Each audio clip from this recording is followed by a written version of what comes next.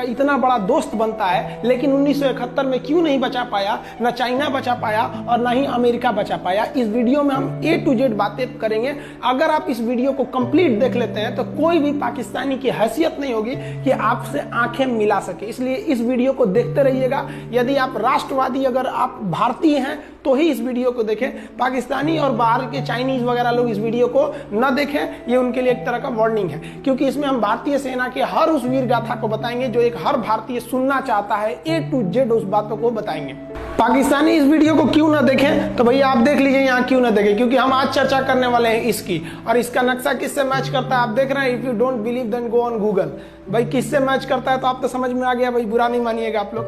ध्यान से समझिए, जब भारत पाकिस्तान का विभाजन हुआ तो उसी समय पाकिस्तान दो भाग में था। एक इधर वाला जो एरिया है इसे हम लोग कहते थे पश्चिमी पाकिस्तान, जो मेन पाकिस्तान का एरिया है। और ये जो आज आप बांग्लादेश देख रहे हैं, ये बांग्लादेश नहीं था, बल्कि ये उस वक्त पूर्वी पाकिस्तान था। पूर्वी पाकिस्तान के लोग बंगाली भाषा को बोलते थे। पाकिस्तान के लोग इन लोगों को बड़ा भद्दे मजाक करके बोलते थे, कहते तुम लोग गधे हो, कुछ नहीं जानते हो, किसी काम लायक नहीं हो, यूजलेस हो लोग, तुम लोग छोटे हो, काले हो, मतलब उल्टा सीधा मजाक कर रहे थे। पश्चिमी पाकिस्तान के लोग इधर के लोगों को पसंद नहीं करते थे। हो गया नहले पे दाला 1970 में। 1970 में इस पूर्वी पाकिस्तान के शेख मुजीबुर रहमान चुनाव जीत गए और वो यहाँ के प्रधानमंत्री के पद के चुनाव जीत गए। अब यहाँ की आर्मी ने क्या किया, उनको शपथ ही नहीं दिला रहे थे। इसलिए 70 के चुनाव जीतने के बाद शेख मुजीबुर रहमान जब देखे कि ऐसा है, तो उन्होंने अपना भाषण दिया 7 मार्च को और कहा कि अब हम इस पूर्वी पाकिस्तान को एक अलग देश बनाएंगे जिसका नाम रहेगा बांग्लादेश। इस भाषण के वजह से आर्मी ने, पाकिस्तान की आर्मी ने 25 मार्च 1971 को गिरफ्तार करके और पश्चिमी पाकिस्तान में अरेस्ट करके बंदी बनाकर रख दिया और यहाँ पर जुल्म करना चालू कर दिया। कहां पर भाई, तो पूर्वी बंगाल में, पूर्वी पाकिस्तान में, पूर्वी बंगाल में नहीं, पूर्वी पाकिस्तान में इन्होंने जुल्म करना चालू कर दिया। शेख मुजीबुर रहमान के गिरफ्तारी के विरोध में यहाँ मुक्ति वाहिनी नाम कर एक विद्रोही गुट तैयार हो गया था, लेकिन पाकिस्तान के, पश्चिमी पाकिस्तान के लोगों ने इस पूर्वी पाकिस्तान पे इतना भयानक जुल्म किया कि इस पूर्वी पाकिस्तान में इस पश्चिमी पाकिस्तान के लोगों ने यहाँ पर 30 लाख लोगों को कटवा दिया। 30 लाख लोगों को कटवा दिया। 4 लाख महिलाओं का बलात्कार कर दिया। अपने देश के 4 लाख औरतों का रेप किया यहाँ पे। इतना भयानक वो दृश्य है कि अगर हम उसको YouTube पे दिखा देंगे ना तो YouTube हमारे ऊपर क्लेम करेगा, भैया आप ये सब इतने भयानक दृश्य नहीं दिखा सकते। आप अंदाजा लगाइए इनकी क्रूरता का। ये अपने देश पर इतना भयानक जुल्म कर रहे हैं। इतना भयानक जुल्म किया इन लोगों ने कि शेख मुजीबुर रहमान की गिरफ्तारी के बाद इस जुल्म का नतीजा ये हुआ कि अप्रैल 1971 तक भारत में यहाँ से लोग भाग के आ गए कि भैया हम जिंदा रहेंगे तब तो। और यहाँ 10 लाख लोग भारत में आ गए शरण लेने के, भैया हमको बचाइए।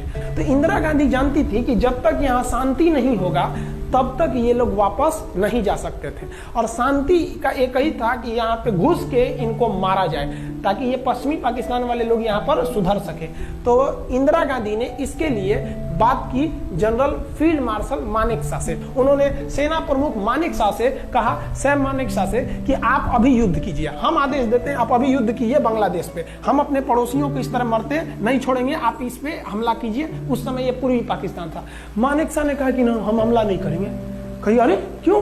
कहा कि आप महीना देख रही हैं, अप्रैल का महीना है। अप्रैल के महीने का मतलब बरसात का दिन सर पे है, और बरसात के समय पूरब का हाल क्या होता है, एकदम भयानक बाढ़ आ जाती है। और उन्होंने एग्जाम्पल भी दिया कि सिकंदर की फौज भी हाथी लेके आई थी और कीचड़ में फंस गई थी कि अगर यहाँ हम लड़ जाते हैं तो यहाँ बरसात रहेगा, हम यहाँ उलझ जाएंगे, ये एरिया सूखा रहेगा, चाइना का ऊपर से एरिया सूखा रहेगा, ये हमला कर देंगे, हमको 3 ओर से लड़ाई लड़ना पड़ेगा। मानेकशॉ ने इंदिरा गांधी से कहा कि आप 2-3 काम कर लीजिए। कब तक के लिए? कि नवंबर तक हम लोग युद्ध नहीं करेंगे, लेकिन अप्रैल से नवंबर के बीच में हम अपने सैनिकों को इस एरिया में लड़ने के लिए ट्रेनिंग दे सकते हैं। मुक्ति वाहिनी, उसको हम ट्रेनिंग दे सकते हैं। और इसी में 1971 में हमारी जो थी भारत और रूस की एक समझौता पर हस्ताक्षर हो गया। अब हम लोगों ने पाकिस्तान को एक बारूद के ढेर पर बैठा दिया था। इंतजार था तो इस बात का कि उस बारूद में एक चिंगारी की और पाकिस्तान तबाह हो जाता। इत्तेफाक देखिए, उस बारूद के ढेर पर खुद चिंगारी जलाई पाकिस्तान ने। कैसे? तो समझिए कैसे। हम लोग का था कि इधर हम लोग ऑफेंसिव हो जाएंगे, मतलब इधर भयानक हमलावर हो जाएंगे, और इधर हम लोग डिफेंसिव रहेंगे, मतलब इधर कम हमला करेंगे, ताकि हम लोग का मेन मकसद पाकिस्तान से युद्ध नहीं था। हमारा मेन मकसद था हमारे अपने बांग्लादेशी भाइयों पर जो जुल्म हो रहा था, जो उनकी बहनों को रेप हो रहा था, इतना भयानक किया था वहां पर पाकिस्तानियों ने कि बाप के सामने बेटी का रेप करते थे, और उसके बाद बाप को मार के कहते थे तू भी रेप कर। इतना मतलब मानवता पूरी खत्म कर दिया गया वहां पर। तो भारत ने कहा कि इधर हम डिफेंसिव रहेंगे। पाकिस्तान को यह खबर लग गई कि भारत ना इधर कमजोर है। अरे भैया, इधर हम कमजोर थोड़ी हैं, इधर कम सैनिक रखे हैं और इधर हम भयानक रखे हैं, तो इसका मतलब ये थोड़ी है कि हम कमजोर हो जाएंगे। भैया, कहा जाता है ना कि सोनार के घर का कचड़ा भी बनिया के बादाम से महंगा बिकता है। देखिए, हम लोग ठंडी का इंतजार ही कर रहे थे कि पाकिस्तान ने गलती कर दिया। उसने 3 दिसंबर को अचानक हमला कर दिया श्रीनगर पे, पठानकोट पर, चंडीगढ़ पर, यहाँ पर आगरा हवाई अड्डे पर ताबड़तोड़ हमला कर दिया। एयरफोर्स का इतना भयानक हमला पाकिस्तान का भारत पर हुआ कि भारत देखते रह गया। धड़ धड़ धड़ पाकिस्तान की जहाजें एंट्री मार गई सब भारत में, उसकी एयरफोर्स एंट्री कर दी। इतना भयानक हमला था, इतना भयानक कि भारत का एक भी सैनिक नहीं मरा। समझ रहे ना कितना भयानक हमला था। अरे भाई, आप यहाँ पर घुस जाएंगे हमारे देश में तो क्या हो जाएगा भैया? मूस मोटैयन लोढ़ा हुईन, हाथी घोड़ा थोड़े हुईन। भारत तो इसी का इंतजार कर रहा था। देहात में कहावत कहा जाता है कि रोए के रहनी तले अखिए खुदा गई। भैया, हम प्लाने कर रहे थे कि हमला करने के लिए कि आप हमारे पे हमला करिए दीजिए। अब विश्व का भी दबाव नहीं आएगा हमारे ऊपर कि भैया हमला तो आपने किया है, अब हम लोग छोड़ेंगे नहीं। भारत एकदम दृढ़ निश्चय कर लिया। इसी बीच पाकिस्तान को एक खतरनाक खबर लग गई। क्या थी खबर भाई? तो देखिए, पाकिस्तान को खबर लगी कि भारत की ज्यादातर फौज इस पूर्वी पाकिस्तान की ओर डिप्लॉयड है, और यहाँ राजस्थान के जैसलमेर जिला में एक जगह है लोंगेवाला। उस लोंगेवाला में केवल और केवल 120 फौजी हैं। और अगर पाकिस्तान ने सोचा कि 120 फौजियों को हम रातों रात मार देते हैं, तो उस समय एयरफोर्स रात में लड़ाई नहीं कर सकती थी, इसलिए इन्होंने लोंगेवाला में एंट्री मार दी। पूरी भयानक टैंक लेकर, फौज लेकर, इन्फेंट्री लेकर, और उसको वो लोग लोंगेवाला में घुसने के लिए चल दिए। और लोंगेवाला में भारत के पास केवल 120 सिपाही थे, केवल 120, और उन पर वो हजारों की संख्या में टूट पड़े। लेकिन घबराना नहीं चाहिए, क्योंकि चींटियां तादाद में कितनी भी क्यों ना हो जाएं, गन्ना घसीट के नहीं ले जा सकती हैं। लोंगेवाला में जो ड्यूटी थी उस समय कुलदीप सिंह चांदपुरी जी का। कुलदीप सिंह चांदपुरी सरदार हैं, आप देखे होंगे बॉर्डर मूवी में इनका रोल सनी देओल ने किया है। अब ये कुलदीप सिंह, ये भैया पंजाबी सिख, अब ये लोग 1.25 लाख से नीचे कुछ सोचते ही नहीं है। चिड़िया नू में बाज लड़ावा, गिदड़ नू में शेर बनावा, और 1.25 लाख नू एक लड़ावा, तब गोविंद सिंह नाम रखावा। खबर आया कि आपसे जो लड़ने आ रहे हैं ना पाकिस्तान की ओर से, वो ब्रिगेडियर तारिक मीर आ रहा है। उसके पास टैंक है, 2800 फौज है, बहुत ही तेज रफ्तार से आ रहा है।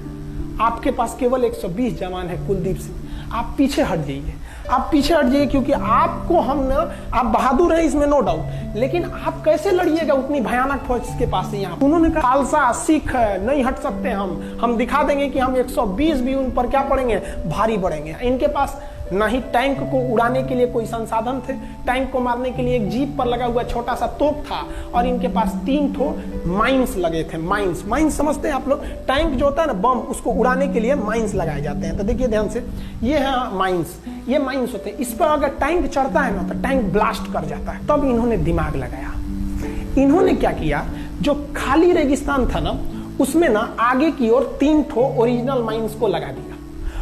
पढ़ा लिखा इतना बनिए ना, किसी के अंदर सर्टिफिकेट देखने की हिम्मत ना हो। वो एग्जाम निकालना बहुत बड़ी चीज नहीं होती है, किरदार में वो दम होना चाहिए। भारत में ऐसे बकलोलन की बहुत समस्या है। डिसिप्लिन बहुत मायने रखता है। पढ़ा लिखा इतना बनिए ना, किसी के अंदर सर्टिफिकेट देखने की हिम्मत ना हो। एपीजे अब्दुल कलाम कभी पीएचडी नहीं किए थे, लेकिन नाम के आगे डॉक्टर लगता था। औकात नहीं किसी की सर्टिफिकेट मांगते।